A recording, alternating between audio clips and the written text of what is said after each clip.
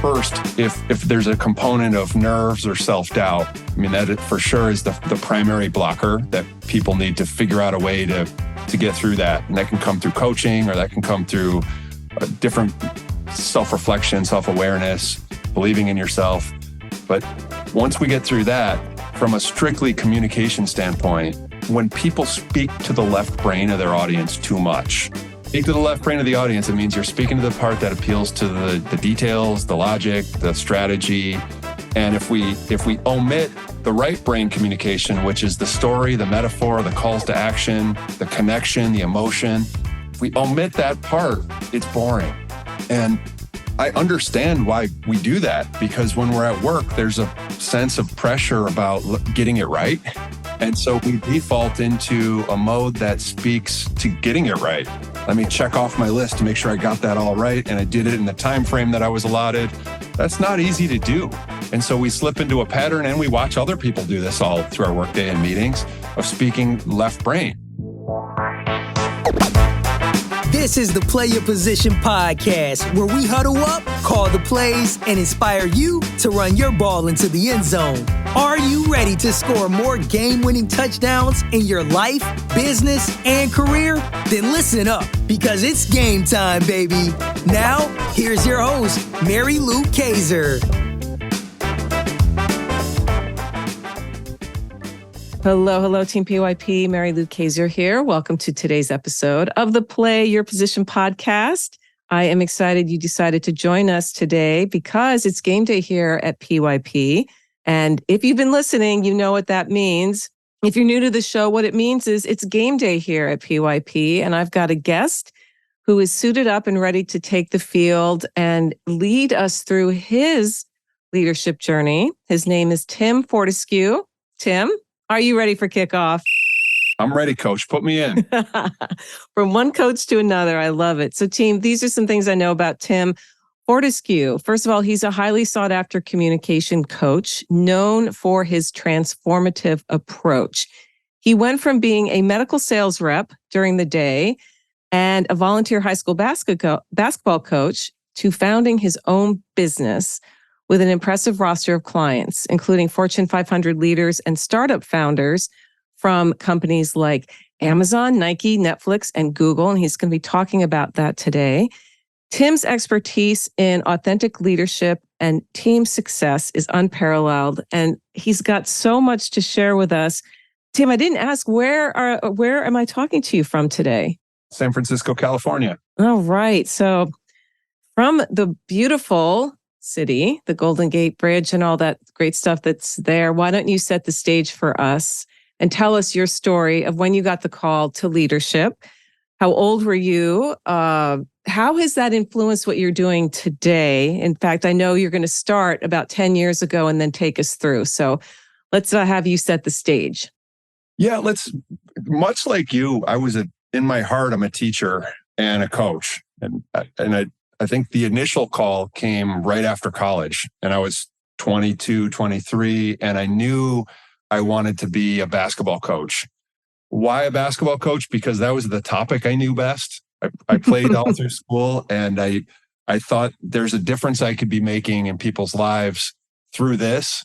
Yeah, I probably didn't have it as figured out as I just said it right there, but that was what was speaking to me. But when I listened, Mary Lou, to some of your episodes, and especially your Vote for Pedro episode, I think about, yeah, I love it. I love the tie-in to Napoleon Dynamite too. I just think about how it was really clear in my mind that I wanted to do this thing. I wanted to coach. I wanted to figure out a way to coach for a living way back then. And I felt almost ashamed or embarrassed to admit it, to say it out loud, because one, I got a quote unquote, a good job, a job that my parents were proud of me about. I was working at Eli Lilly and Company, a really great pharmaceutical company, super established. And growing up where I did in the Midwest of Michigan, it was kind of like, okay, cool. Like, you got the job that you're going to retire with. And why would you ever rock the boat? Or why would you do something that's going to get in the way of your work, i.e. coaching a basketball team? And so I grappled with that for a long time. And I remember a few years after that, I finally started saying it out loud. I want to be a basketball coach. And I think I started voting for Pedro. My wildest dreams were starting to come true as I started realizing that I can do this. I can figure this out. So to answer your question more directly, when did it actually hit me? Well, after years of struggling to figure out how can I make a living? How can I monetize being a coach for a living? Because I was coaching at high schools and making enough to maybe fill my gas tank while I was a pharmaceutical rep. So, I was making a living, but the coaching job wasn't enough to sustain life or raising a family or any of that stuff. And I was about 35 and feeling like, what have I done? What have I just done with the last 12 years? Did I get nowhere? Is all this for nothing? And the moment that changed everything was I went to a professional development workshop that my office, my employer at the time, scheduled. And it was about public speaking. And I thought, okay, I don't have time for this, but I'll, like most people, but I'll go. I like the topic.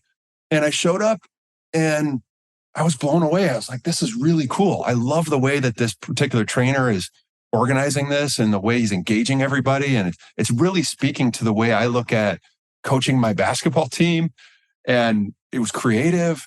And so after the session, I just thanked the facilitator genuinely. I was like, this was really cool. This is going to make a difference for me. And he held on to my handshake for a second and said, hey, you could do this. And I said, I did not expect that. And we exchanged information, and that began, and this was 2014. That little doorway opened up, that crack in the door. Wow. Maybe something's here. Am I going to go through this or not? And I'll pause there because that was when it started. Wow. I love that. It was just a moment that you weren't looking for, you weren't expecting. And you also didn't even want to go. It was like, this was mandatory. I can remember so many of those when I was employed. Okay, so we're looking 10 years ago. Now let's take us to today, the last 10 years. Catch us up. Sure. Yeah. Well, needless to say, I was like, wow, I have an opportunity to learn how to become a communication coach. And I did it on the side I did it as like a freelancer. Oh my gosh. Yeah. Vacation days from my job and then go fly and lead workshops at companies. And it was great. And by the way, I was also a varsity head basketball coach. So I had 3 jobs. Oh my God. And I just looked at myself in the mirror at the end of like a year of it and was like, I cannot keep up this pace. Yeah. I would love to have a family with my wife. Was relatively newly married, and was like, this is just not going to work. So which direction excites me the most, and which, is a hard decision, but I chose, let me go all in on this communication coaching thing because I'm getting that feeling that I get from coaching the sport I knew. But as I was starting to become more of a quote unquote, an expert in the communication field, I was like, I actually feel like I'm helping people in that way, even in different ways. Because it was like the light bulb was going on and people were starting to feel more confident. They're starting to see themselves differently when I could help them in this way. So in 2015, I went all in and I joined a firm that was small but growing and did communication coaching around the world. So that's when I started. And then I stayed there for about 5 years and just jumped into the pool. I got immersed and learned all different types of techniques. And that led me to a few years back, I started my own firm. And so wow. 40 Watt Coaching. And now I am a business of one person, and that's me. And that's you. That's all right. That's a great story. I'm curious, did you go to coaching school to get certified, or did you who was your guide on your journey to become the communications coach that you are today? So many people. To answer your question directly, I did go to executive coaching school or coaching schools. Coactive CTI is the name of the program, which I loved. I did it in the middle of my 10 years as a coach. So initially I wasn't, but I started to see as I was getting better and finding myself in more situations where I was coaching one-on-one executives at big companies. I was there to help them with their messaging or their communication or their delivery. But when the trust would start to form, other topics would come up.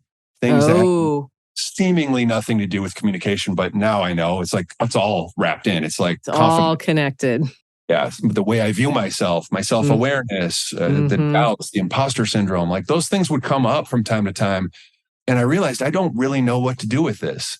So that's what led me to go get certified and learn how to ask better questions and to become a coach in that regard. That's really developed my coaching. But to get to, like, there's so many mentors. I mean, the people that helped me be a good basketball coach were some of the people, like my assistant coach in college when I was a player, a guy named Al Sandifer was the person that taught me. He was one of the first people who believed in me at that time to be a coach. And he taught me so much about just how coaching works at that level. Then it was the person who gave me the opportunity at the firm I worked for, a guy named Bill Hoogterp. He was the founder of a company called Own the Room. It's now called Life Hikes. He really believed in me enough to give me an opportunity, and that was huge. And then there's one other person that comes to mind is when I was a high school basketball coach, and I thought I knew all the strategy and stuff. I was fortunate enough to have a good friend of mine who was my assistant coach. He was older, like 18 years older than me. So when I was starting out, he had a lot more experience, but he was also there kind of helping and mentoring me. And when I would struggle with individual players, having have difficult conversations and stuff like that, he was really, really good at that stuff. And so I think the groundwork for like, how do I get through to one person? A lot of that was laid by the relationship I had with, and my friend's name is Mark Perlman, and he's in San Francisco. He's still a basketball coach. Yeah. Well, what you just described speaks to the importance of surrounding ourselves with the right people. And I think in coaching, maybe at the high school level, I don't know if you get to choose the way professional coaches get to go and they'll pluck people from different places. But regardless, it's being aware enough to listen and to say, "Ooh, I can learn from this person about this particular skill," especially if you find yourself struggling with. I think having difficult conversations is probably at the top of the list for most people that want to avoid. Like, we don't like that. Difficult conversations are so anxiety producing, whether you're going to be the one initiating it or the one knowing you're going to be engaging in it, right? So you've worked with a lot of top level executives in the last 10 years, Tim. Could you perhaps highlight, I don't know, 3 or 4 bullet points of what do most people struggle with? We think of, and I'm going to frame this around the idea that when we see people who have reached a certain level of success, whether they have a certain title after their name or they've built a company and now it's doing well, it's a household name. And yet you get into these rooms, and without naming names, obviously, just what are some of the patterns that you have noticed in people in terms of what hangs us up most? From a communication, I'll take it from a communication perspective because there's a lot of other directions we could go to, but strictly from a communication perspective, there are a few different themes. And first, if there's a component of nerves or self-doubt, I mean, that for sure is the primary blocker that people need to figure out a way to get through that. And that can come through coaching, or that can come through different self-reflection, self-awareness, believing in yourself.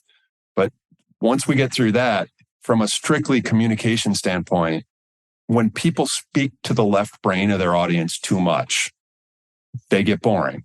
Here's what I mean by that. Yes. Speak to the left brain of the audience. It means you're speaking to the part that appeals to the details, the logic, the strategy.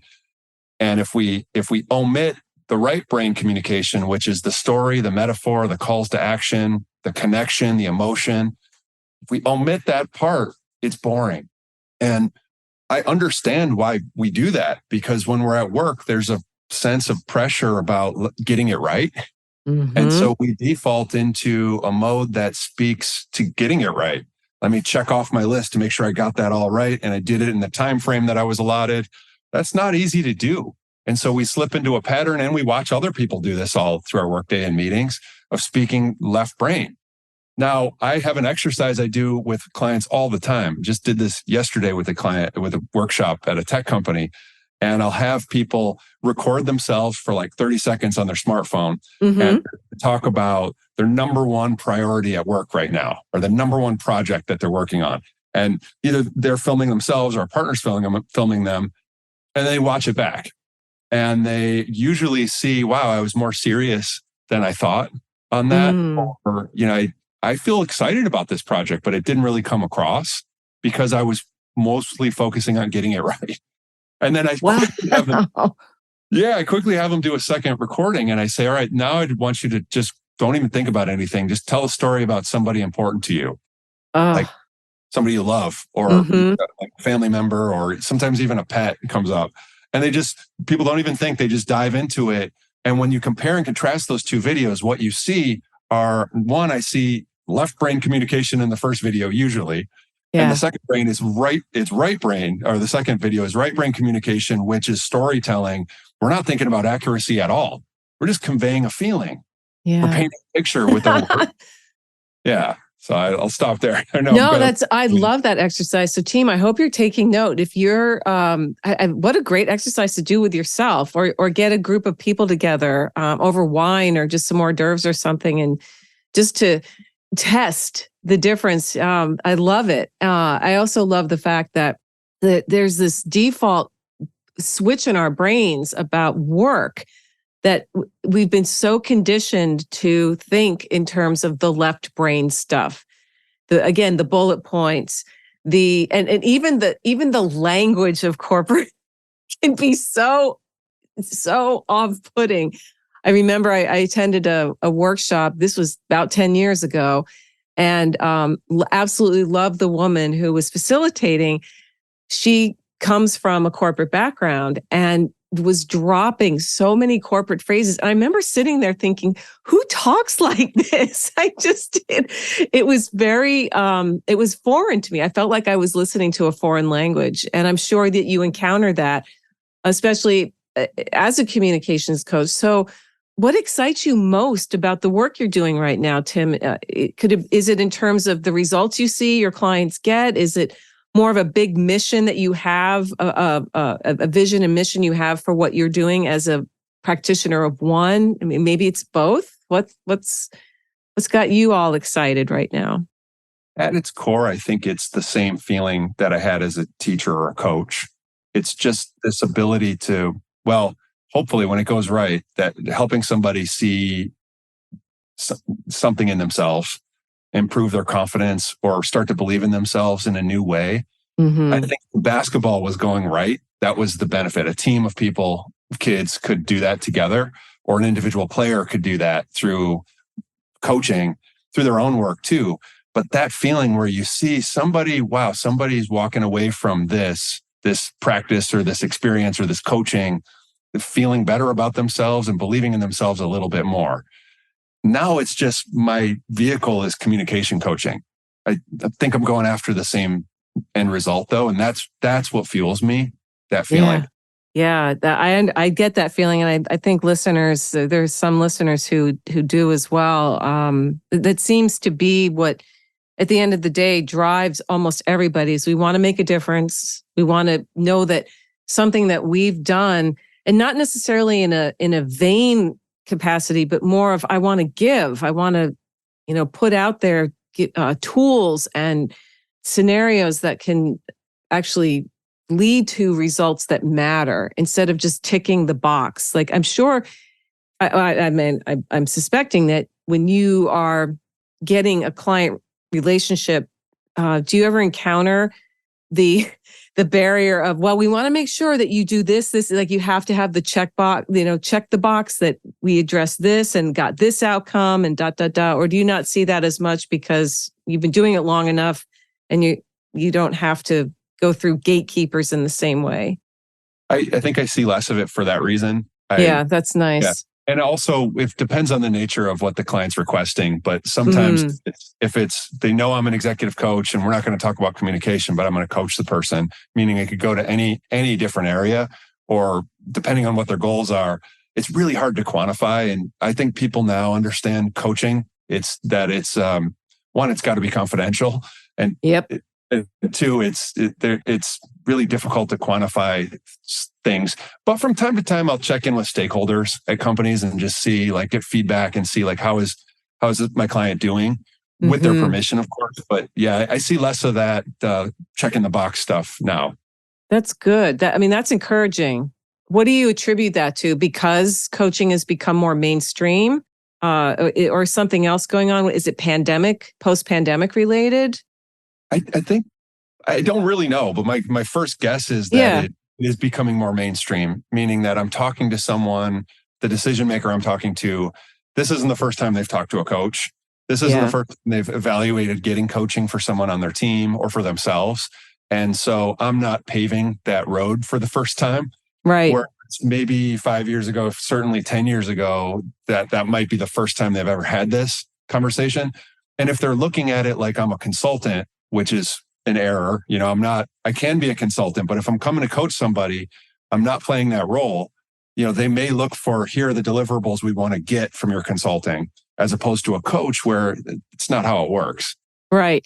So that is explain to listeners the difference between the two, because those two terms get crossed a lot, I think, especially on social media. We see people writing about, making posts about coaching / consulting, and they are two different animals. How are they different? And what should people be looking for in terms of, if they want, like, what does a coach help get done and what does a consultant help get done? Yeah, and I'd even add a third, a mentor. Oh, wonderful. Good. Yeah. Look at it. Those are three different ways that people can improve themselves. They can improve through a consultant. The way I look at a consultant is that's someone that you're paying to help you figure out what to do and tell you through their experience, like, here's what we've looked at the scenario and here's the direction we recommend you taking. A mentor is somebody that you're probably not paying, but somebody that is telling you, here, I've been through this before. Here's what I've experienced. Here's what I learned. And I'm giving you this advice so that you can skip the pain of that step, maybe. So it's like they've got the experience and they're telling you. A coach is coming at it completely differently. A coach probably doesn't have the experience. I coach people who are leaders in finance or leaders in tech or leaders in product management, and I haven't done those things. And I'm glad I haven't, because I'm coming at it to help figure out what the person's goals are and then walk with them to try to discover more about themselves. The coaching perspective, at least from my discipline, maybe I'd be interested to hear if it's yours too, that I come from, is the answers are within us. And it just, sometimes you just need somebody there with you to go in and discover and figure out, how do I align with my values? And then the answer becomes clear. I know that might have sounded a little wishy-washy on, like, when I described the coaching part, but it seems like the people who get it, that they're like, yep, nodding their heads. Yeah, no, I agree 100% with that definition. A coach is a guide. Like, if you're going hiking, every now and then you might, well, I don't know if hiking's the right analogy, because if you're with a guide, they are going to tell you, don't go over here. And a coach is really not supposed to do that. As I understand it, it's more of asking really good questions and listening really well to what the person or the room is telling you, and then leading, helping them lead towards answers for themselves rather than being the answer, that's how I understood consulting, is people are looking for some, please just tell me what to do. And a coach, if that's what they're looking for, a coach is probably not the best choice. Do you agree with that? I do agree. Yeah. And when I have a client that are misaligned, it's usually because of that expectation. Yeah. It's that someone is waiting for me to tell them what to do. And if they're coming to me with communication, purely they want to get better as communicators, I can play the role. I do play the role of the consultant. I can tell them what to do. But part of my practice is I'm an executive coach. And so if we are there to work on the goals, your own objectives. Right. I am not here to tell you what to do. We're here to discover it together. We're here to really get in and figure out what your core values are. And then what makes you strongest, what makes you most clear, empowered, and then make decisions from that place. Yeah. Yeah, that is the key. And then what about being a mentor? That's the third in the triangle. Yeah, and that is, I did this before. I am at a later stage maybe in my career than you are. And here's what I learned, giving advice. It's halftime here at the Play Your Position podcast, and we've got ourselves a great game. While you're up grabbing another snack and topping off your favorite beverage, make sure to subscribe to the show so you never miss another play. PYP is available on Apple Podcasts, Spotify, and wherever great podcasts can be found. Now, let's get back to the game. I like that. And mentors usually aren't paid. Correct. As I understand it. I have a dear friend, Larry Bowman, who was actually my very first episode on this show way back in 2014. And he started an organization after he retired from teaching that it's called Job Seekers. And it is a mentor. It's a nonprofit organization, and it's set up for people who are in the job search process and need guidance from folks who have been successful in all different industries, everything from tech to finance to law to education. And they call themselves mentors in there, where I was here. What was interesting, I just spoke I spoke to them in September. What was interesting to me is how, and I'd love your take on this, the pace of change with technology and the adaptation of technology in terms of how we communicate today. Everything from texting and emojis to posting things on social media, developing a personal brand through what we create. Did these kinds of things come up in your coaching practice where, once you've established, well, here are my values and such, and you're looking at now, how do we broadcast them? What is your take on the pace of change and the ways that we are communicating now? It's not the same as it was when you and I were, respectively growing up. I'm trying to think of how this has come into my work. The thing that comes to mind first when I think about that is that with all the different forms of quick communication, like Slack at work, texting, all these other forms to where you can instantly interact with somebody, there's no tone. It's hard to read tone. And so that's a topic that I'll get into with some of my clients where something's misinterpreted, either something someone sent to them or something they sent. And so we think through, like, what are some ways that we can either eliminate sending that particular message on Slack or text or whatever messenger platform, or are there ways to soften that up using, it's as silly as it sounds, but using emojis or like different punctuation to do it? Because there's just like, how do you, like, you can't pick up on tone without some of those cues. Yeah. Okay. Emojis. Are you a pro emoji or against emojis as in our communication? I think I'm probably in the middle. I almost said I'm agnostic. I'm agnostic to emojis, but I use them. So I guess I'd say I'm in the pro camp. I try not to abuse them. Yeah. What is the average age of a client of yours, Tim, generally speaking? Say probably around 40. Okay. 40 and up. Yeah. I'd say probably 35 and up. 35 and up. Okay. So so that's those are the top of the millennials.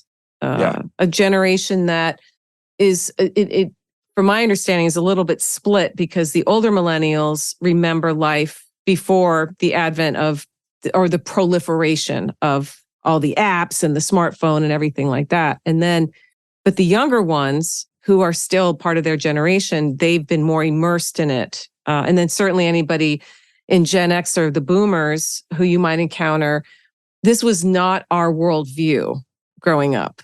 Just wasn't. And so I ask about emojis because there seems to always be a debate going on about whether or not to put emojis in your communication.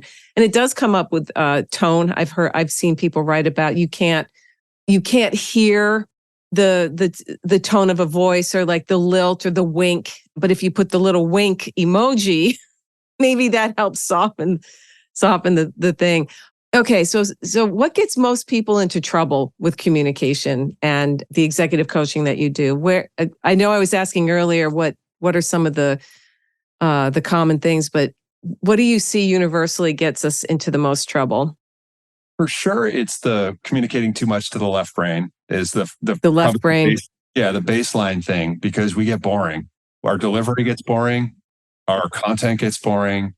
We may have we might start abusing acronyms, like abbreviations for things and jargon come in too much. So I'd say like that's the top of the pyramid right now is get out of that mode. Use that mode. You got to use. It's not wipe away left brain communication, but balance it with right brain communication, meaning bring in story, bring in metaphor, bring in call to action. I'd say that's the top of the pyramid.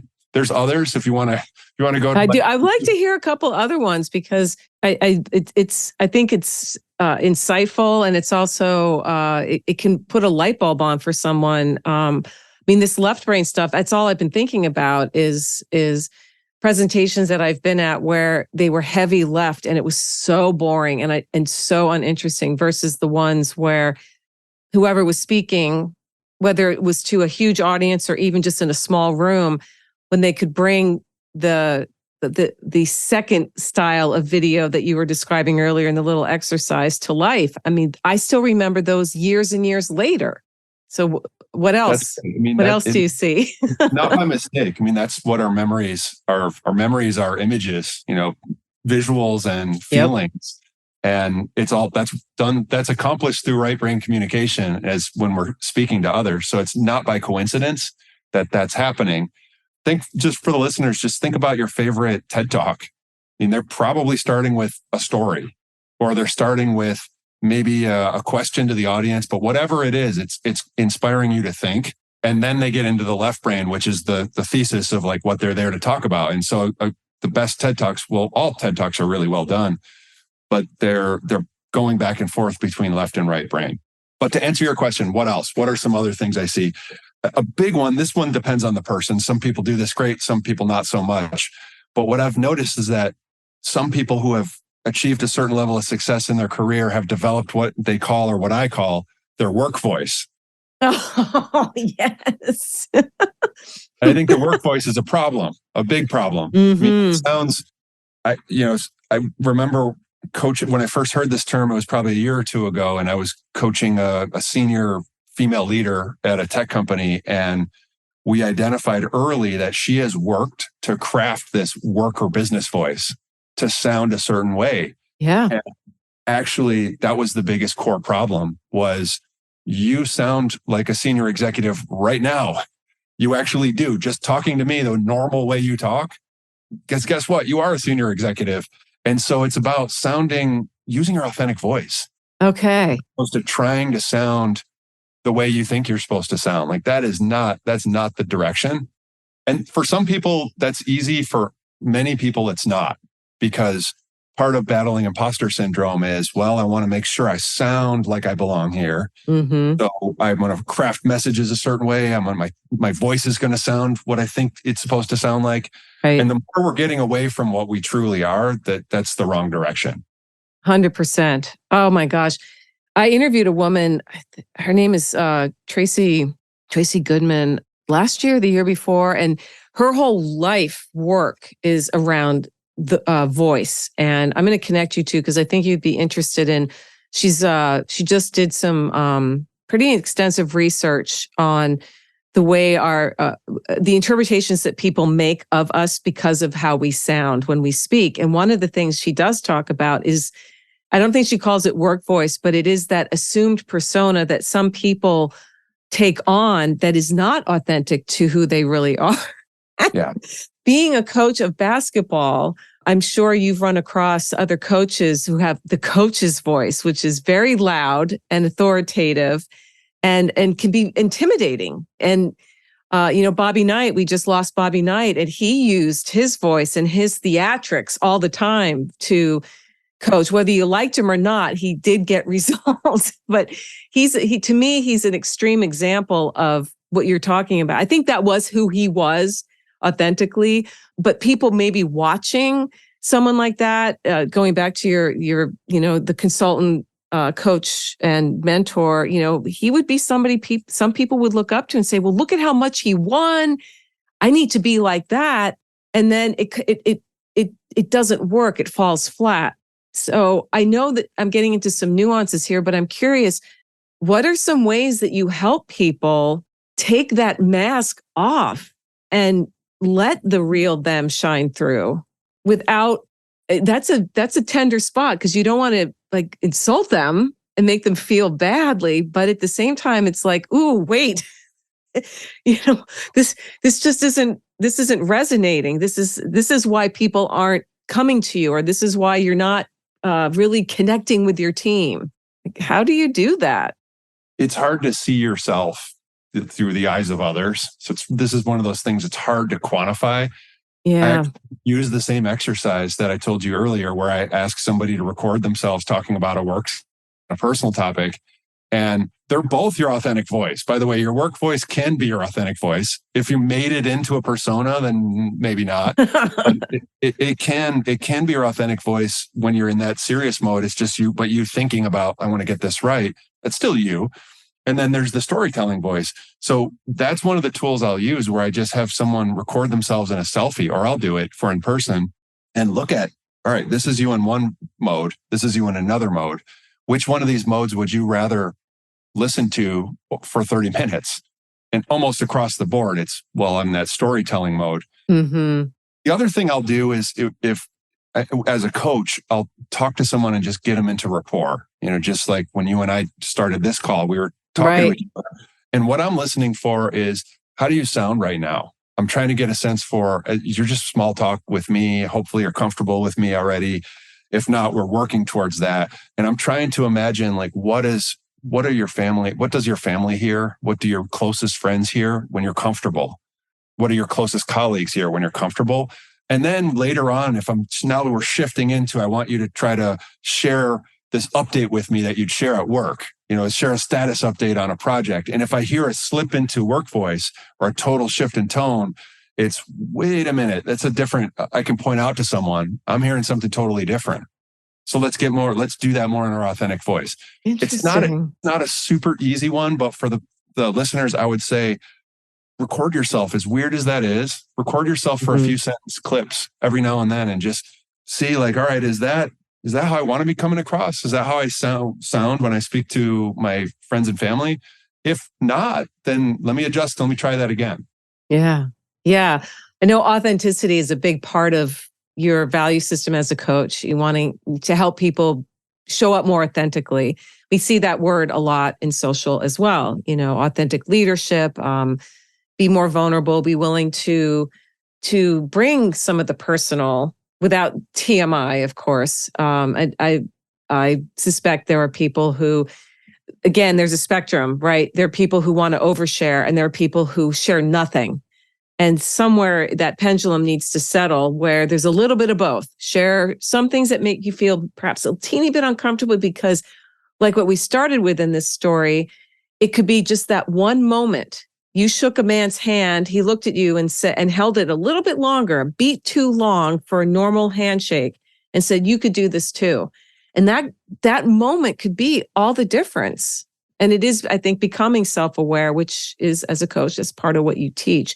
And yes, for listeners, these are the human elements that don't fit on a spreadsheet easily. You can't, maybe you can draw some data points between, I'm sure somebody, say they worked with you for 3 months, right? And when they started, they had way more work voice that seemed a little off than authentic voice. And by the end of the 3 months, they have more authentic voice. And if you did a pre and post evaluation with data points, you could probably measure, we've improved in perhaps the retention of the information in the audience, or how attentive were the people in the audience. Again, the kind of work you do is so important to him, and yet it isn't easily quantifiable. You've said that a couple of times. And yet the difference that it makes is enormous. It's enormous.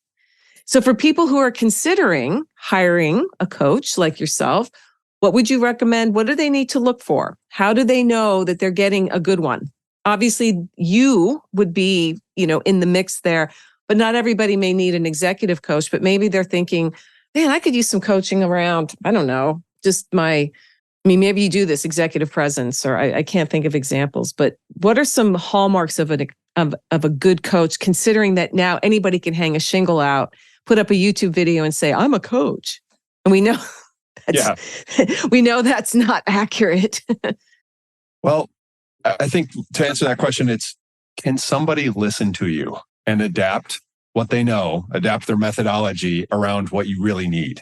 And you figure that out by having conversations. So if you're looking for a coach, a communication coach, or a life coach, an executive coach, have a few discovery calls. Look for people and try to find websites that speak to you, or the way they describe themselves. If it speaks to you, then schedule a couple calls and see, and then really pay attention to, are they listening to me? Or does it seem like they're kind of listening to me, but then they're just going to give me the thing they know? And part of what I'm describing is, like, in the early part of my career, I was limited as a communication coach. I only knew delivery, how to coach people on delivery. So I'd be listening, but I knew I only had one tool to go to.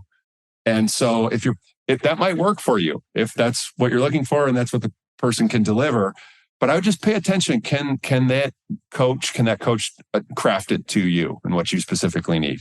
Okay. And I'm going to ask, do you have a coach? I had a coach. I don't currently have a coach, but I was just thinking I need to get a coach again. Yeah. One of those people that were pivotal in my life that I want to mention right now is yes, please. My executive coach when I got into starting my own business. So like 2019, 2020, 2021, her name is Mimi Reggio. She is based in San Francisco, and she was one of those guiding people in my life that helped me figure out, like, I can do this, get through my own imposter syndrome. So I forgot the question, but I got to mention. Do you have a coach currently? But you've been coached and you believe in that relationship. Totally. I think there are periods of our lives when we are coachless, and it's not because we don't value it. It's because we're really busy delivering. We're busy. You mentioned, do you have a family? Do you have children? I do. I have a daughter that's 5 and a daughter that's 3, and been married to my wife for a little over 10 years. Oh my gosh. Well, congratulations. See, you're coaching them. More now. In the early years, it wasn't coaching because there was no verbal, but now that they're verbal, the coaching, now it's getting fun for me. Yeah. Oh God, such great ages. It's such wonderful ages. All right. So, wow, we have covered a lot of, I think, really interesting ground today. And one of the questions I want to ask, that I ask everybody, is, what are a couple of books that have been instrumental to you on your journey as you really are a leadership coach? I mean, executive coaching is under that umbrella of teaching others how to lead more effectively. So if you could see me right now on the Zoom, I reach over to my bookshelf to grab my yeah, probably the favorite book. Yes. It's called Wooden, Coach John Wooden. And this one, a lifetime of observations and reflections on and off the court. Yep. Coach John Wooden, if you're not familiar with him, he was the famous, successful head basketball coach at UCLA in the 50s, 60s, and 70s, passed away a few years back. But it's a quick read. It's an easy one. I like to give it to people as gifts. It's one of my favorites. Yeah, that is such a one. Oh, Coach Wooden was a gem. He really, I don't know. I think they broke the mold with him. Yeah, that's. I'll put that on your show notes page for people who are interested in that book. And then, where do you hang out online, Tim? Where can people learn more about you, your services, and just, what you're up to these days? Sure. Yeah. My website is 40wattcoaching.com. So it's 40 coaching.com. And so you can check out there. Probably the place to get the most current updates is on social, and that's LinkedIn. And you could just look for Tim Fortescue on LinkedIn. Yep. And on Instagram, it's at 40watt coaching. Nice. And team, that links to connect with Tim will be on his show notes page at pyppodcast.com. Super easy. And I always encourage you to reach out to people like Tim who have spent time with us here today teaching us. I think my biggest takeaway today is that little exercise with the video. I love that. Film yourself talking about a work project, film yourself talking about a loved one, and just the difference that must be so fascinating to see the lights go on people's faces when they're like, oh, wow, is this the same person? It is. Yeah. Yesterday I did it in a group of 60 people. And I Wonderful. I saw the light bulb go off for most. Even some people, the videos can be pretty similar, where it's like, wow, that was pretty close, but you still see there's more of a warmth in the storytelling one that comes out. And so even in those cases, there's takeaways. Yeah. What does that say about work? Yeah. Yes. Oh, how many people are just not really excited about work? Oh man. It's some of that, but I also have people that say, I am excited about this project. I really am. But like when I look at that video, I don't see excitement. And so I wonder if there's something else going on where it's just when we start to communicate about the stuff we work on, this other part of our communication takes over and we're just going to the left brain, and it's not fun. It's not as fun to listen to that as it is right brain stuff. It's not. I'm wondering if it come from. Does it come from school? I mean, school is left brain oriented. I know that from being in it as a teacher. I really realized, I'm like, wow. And I taught humanities. So humanities, my left brain students really struggled with, because humanities is right brained. I mean, yes, you can have facts and you can do analysis and stuff, which is left brain, but I'm a right brain. I'm both, but I'm probably lean more heavily towards the right brain. And so whenever I expected creativity, they would just sit there looking like, can I just put a spreadsheet together? Nope. you gotta stretch. And communication is the same way. And certainly personality types. I thought of one more question I want to ask you before we wrap things up. Do you use any kind of personality assessments with your clients, Tim, to get a baseline about, I know there's a whole bunch of different ones. If so, which ones do you use, or are you really not in favor of that kind of thing? I am in favor of them. I currently don't use them. And it's more just because I haven't taken the time to implement them into my coaching. But it's one of those things on my to-do list for 2024. And so just before we got on this podcast, I was talking with a client about StrengthsFinder, which is one of my favorite. Okay, I was going to ask, which ones do you like? I like Strength. I mean, I like most of them because I learned something from just about every one of them I've ever taken. I learned something. So to me, I think through like, what are the ones that over the years that I've taken, what are the ones I still remember? And because a lot of them, I was like, wow, that was great in the moment. And then I can't remember any part of it a year later or 10 years later or 20 years later. But the one that stands out for sure is StrengthsFinder. And then the other one is Insights. Oh, I've not heard of that one. Insights is the one with 4 quadrants and 4 different color types that describe your personality or your preferences. Mm-hmm. I probably took that in 2002 as a sales rep at Eli Lilly. And to this day, I remember exactly what my results were. And I remember how to look at the world that way through other people's preferences and personalities. And I asked myself, was it the tool? Was that effective or impactful or simple? Or was it that plus Eli Lilly did a good job of then like carrying that terminology so it didn't fall away? And I think it was a little bit of both. Yeah. But I'd say StrengthsFinders and Insights are the two that are my favorite as of right now. But that might change when I start researching, bringing some of these in 2024. Yeah, cool. Well, what do you like? It's funny because I've taken them all, it seems. I haven't heard of Insights, but, I've done Colby, I've done StrengthsFinders, Myers-Briggs, DISC, the Enneagram, I've done but the one that has stayed with me all these years, I took it in the mid 2000s, is called the Hartman Personality Profile. And I just, and my episode number 500 is with Dr. Taylor Hartman, who is the founder of that.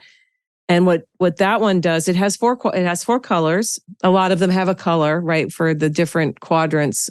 But what's different about the Hartman Personality Assessment is your results are about your core motive, what motivates you to do what you do. So most personality tests are pretty superficial and don't really get to the core of what drives you. And his theory is, and he's proven it from, over years and years and years of doing this, of administering it, is there are 4 main things that drive people. One of them is power, and power meaning getting from A to B as quickly and efficiently as possible. The second one is intimacy, not in a sexual sense, but in a community sense, in connecting with other people, truly wanting that connection. The third motive is fun and play, and you're driven by having fun. And then the fourth one is peace and, no conflict. And I'll tell you, every single person in my life that I know who has taken that is absolutely 100% on. And so when I go into a room, I can't guess somebody's Enneagram number, but I can guess what color they are almost within 5 minutes of being in the room. I'm like, there's the blues, there's the reds, yellows over here, and the whites are over here. And it has been so, as you know, when you have an understanding of what people are about, it makes communication so much easier. Because if I'm talking to a yellow, first of all, I know their attention span is going to be pretty short. And they also, if you can make it fun, light, playful, they're going to be much more responsive. If I'm talking to a red, they don't want the long story. Get to the point. Get to the point. What is the point here? Because they don't have the time. Blues they want all the feelings. They want every detail. And whites are the most, I guess, the most curious of the four, because they're the chameleons. They can really go any way with they can take on a red hat, a yellow hat, and a blue hat. But at the end of the day, they're the best listeners. The whites are the best listeners and non-judgmental. Reds are extremely judgmental. So are blues. Yellows couldn't care less, and neither could whites. It's really fun. So I'll just throw that out there. I didn't mean to go off on that tangent. Oh, thanks for letting me know. I'll have to check that one out. Yeah, I'll send you the link. But Tim, this has been great. Thank you so much for your time today. I've loved our conversation so much, and I can tell you're really good at what you do, and anybody who works with you is lucky to get that opportunity. Thank you very much. I enjoy your show a lot, and so thank you for what you've been doing over these 500 plus episodes for the world. And I'm going to continue to keep listening to your episodes because I gain a lot from it. Thanks for having me. Hey team, Mary Lou here. Who's number one in football changes from year to year. Fashion trends come and go, same with musical tastes. But leadership skills, they never go out of style. In fact, these days, leadership is an essential survival skill for a world that demands more from us than ever before. To succeed these days, you need to know how to show up for yourself so that you can then do the work you love with people you like the way you want. The Play Your Position Leadership Playbook helps you do this, and it's free. Go to pyppodcast.com to download your copy today.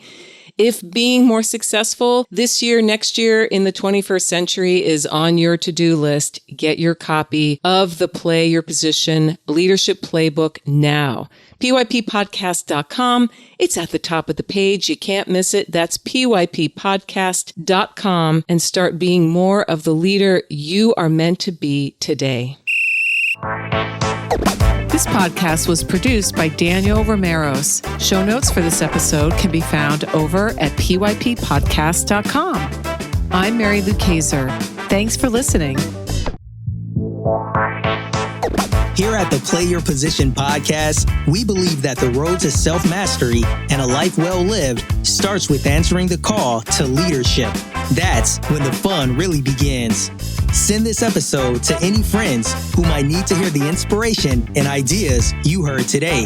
And feel free to rate and review us on your favorite podcast platform.